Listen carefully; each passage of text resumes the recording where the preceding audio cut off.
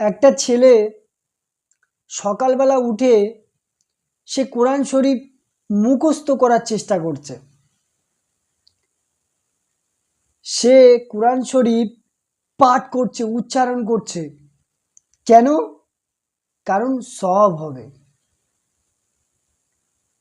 তাকে কেউ এটা শিখিয়েছে যে কোরআন শরীফ তুমি যদি সকালবেলা পাঠ করো তাহলে তোমার নেকি হবে। কোরআন শরীফ যদি তুমি সকালবেলা মুখস্থ করো, পাঠ করো, উচ্চারণ করো, তাহলে তোমার অনেক নেকি হবে, অনেক সওয়াব হবে। তোমার সামনে ভাত, রুটি, তরকারি রাখা আছে, এখন তুমি বলছো ভাত ভাত ভাত, তাহলে কি তোমার খিদে মিটবে? না ভাতটা খেলে তোমার খিদে মিটবে? তো কোরআন তোমার সামনে এসেছে, তুমি পাঠ করলে, সেটাকে উচ্চারণ করলে, সেটাকে মুখস্থ করলে তোমার খিদে মিটবে? তোমার চেতনার যে খিদে, তোমার জীবন কি উন্নত হবে? হবে না। কিন্তু তুমি মূর্খের মতো সকালবেলা উঠে উচ্চারণ করছো, পাঠ করছো সারা জীবন। যদি কোটি কোটি বছর ধরে সকালবেলা সন্ধেবেলা যদি তুমি এরকম উচ্চারণ করেই যাও, যদি পাঠ করেই যাও, মুখস্থ করেই যাও, তাহলে তোমার জীবন উন্নত হবে না, তোমার খিদে মিটবে না। এখন ইউটিউবে অনেক ইমাম সাহেব, অনেক হুজুর বলছে যে কোরআন শরীফের এত নম্বর সূরায় এই আয়াতটি যদি কেউ মুখস্থ করে তাহলে তার ভিতর থেকে শয়তান চলে যাবে। সে যদি 200 বার বা কি 500 বার এই আয়াতটি উচ্চারণ করে, পাঠ করে, তাহলে তার জীবন আনন্দে ভরে যাবে। তোমার সামনে ভাত রাখা আছে, রুটি রাখা আছে, তুমি যদি 500 বার, যদি ওটা 500 বার কেন, যদি কোটি বার যদি উচ্চারণ করো ভাত ভাত, রুটি রুটি, তাহলে কি তোমার খিদে মিটবে? কখনোই মিটবে না। কিন্তু মূর্খের মতো তুমি কি করছো না, মুখস্থ করছো, কোরআন শরীফ পাঠ করছো। তো প্রতিটা জায়গায় এখন মানুষ তাদের সমাজকে, তাদের যে সোসাইটি, সেটাকে বিভ্রান্ত, মিস গাইড করার চেষ্টা করছে যে কোরআন শরীফ পাঠ করতে হবে, উচ্চারণ করতে হবে, মুখস্থ করতে হবে, তাহলে তোমার এত নেকি হবে, এত সওয়াব হবে, তোমার জীবন আনন্দময় হবে। তোমার সামনে ভাত রুটি রাখা আছে, সেগুলো যদি তুমি ভাত ভাত করো তাহলে তোমার জীবন, তোমার খিদেটা মিটবে কি করে? তো তোমার সামনে কোরআন রাখা আছে, তুমি পাঠ করলে তোমার কি করে, তুমি যদি উচ্চারণ করো 500 বার কেন, কোটি বার উচ্চারণ করো, তাহলে তোমার চেতনার খিদে মিটবে?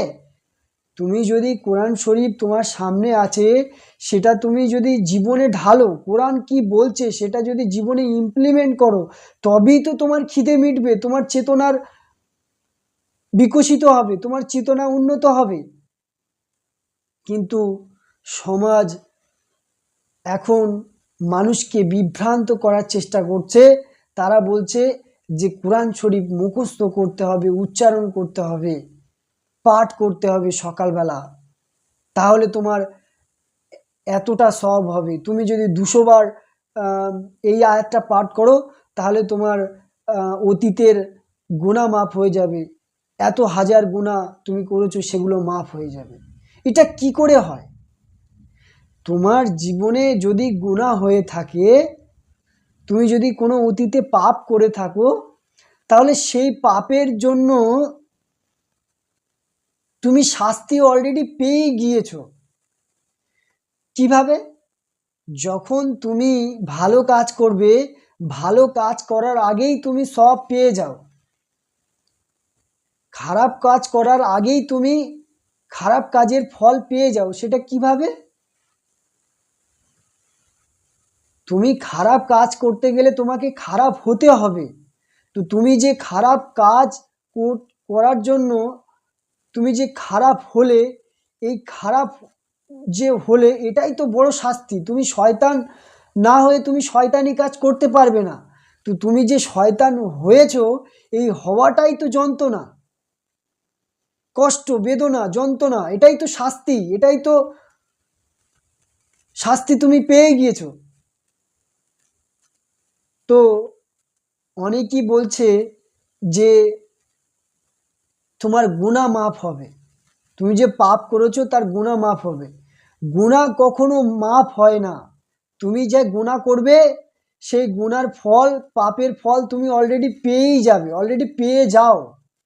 শয়তানি কাজ করতে গেলে তোমাকে শয়তান হতে হয়, না তো তুমি শয়তানি কাজ করতে পারবে না। তো তুমি যে শয়তান হলে ওটাই তো তোমার বড় শাস্তি।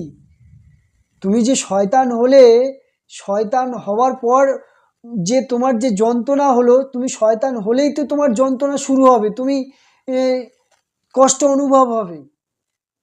যখন তুমি ভালো কাজ করবে তখন তো তোমার ভালো হতে হবে। তো ভালো তুমি যে হলে, এই ভালো হলে এই ভালো হওয়াটাই যে আনন্দ, সেটাই কর্মের ফল। তো কর্ম করার আগেই তো তুমি ফল পেয়ে যাচ্ছ। ভালো না হয়ে তুমি ভালো কাজ করতে পারবে না। তো ভালো হয়েছো, এর থেকে আনন্দ আর কি ছিল? এর থেকে ভালো ফল আর কি ছিল? তো কুরআন শরীফ তারা উচ্চারণ করছে, তারা পাঠ করছে, কেন? নেকি হবে। তো কুরআন শরীফ উচ্চারণ করে, পাঠ করে তোমার জীবন কখনো পরিবর্তন হবে না, তোমার জীবন কখনো উন্নত হবে না। তোমার সামনে ভাত, রুটি, বিভিন্ন খাবার রাখা আছে, সেগুলো তুমি উচ্চারণ করছো, আপেল লেবু, আপেল লেবু, সারা জীবন যদি তুমি উচ্চারণ করো, তাহলে তোমার খিদেটা মিটবে কি করে ভাই? তো তুমি, তোমার কানে কেউ এটা ইনপুট করে দিয়েছে যে কোরআন শরীফ যদি মুখস্থ করতে পারি তাহলে আমি হাফেজ হয়ে যাব, কোরআন শরীফ আমি উচ্চারণ করব তাহলে আমার সব হবে, এত সূরা এতবার পাঠ করলে আমার, ইউটিউবে তো বিভিন্ন হুজুররা এসে বলছে যে তোমার এত সূরা পাঠ করলে এই গুনাহ মাফ হয়ে যাবে। তো এই কারণে সে কি করছে? সে জীবনে ঢালছে না, সে পাঠ করে চলেছে। আবার অনেক মোটা মাথার মানুষরা আছে, তারা বলছে কোরআন শরীফ আরবিতে উচ্চারণ করতে হবে, আরবিতে পাঠ করতে হবে, তাহলে তোমার এত সব হবে। এটা কি ধরনের মূর্খামি? কোরআন শরীফ একটা আরবি ভাষা, এবং তুমি বাংলা ভাষার মানুষ, তুমি কোরআন শরীফ আরবিতে পড়লে তুমি বুঝবে কি করে? ধরো তোমার সামনে দুটো গ্লাস রাখা আছে, এবং সেই গ্লাসে, একটা গ্লাসে পানিতে বিষ মেশানো আছে আর একটাতে লেবুর রস মেশানো আছে। এখন পাশে হোর্ডিং করে লেখা আছে আরবিতে, এটা লেবুর পানি, এটা বিষের পানি।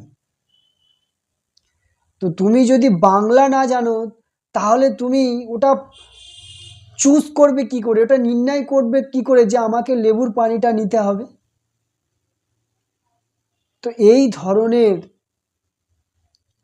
মূর্খামি সমাজ করেই চলেছে। তো আমাদেরকে জীবনকে ইমপ্রুভমেন্ট করতে গেলে, জীবনে উন্নত করতে গেলে, চেতনাকে বিকশিত করতে গেলে, আমাদের মধ্যে মোহ মায়া এগুলোকে ত্যাগ করতে গেলে আমাদেরকে কোরআন জীবনে ঢালতে হবে। উচ্চারণ করলে, মুখস্থ করলে, পাঠ করলে কিছুই হবে না।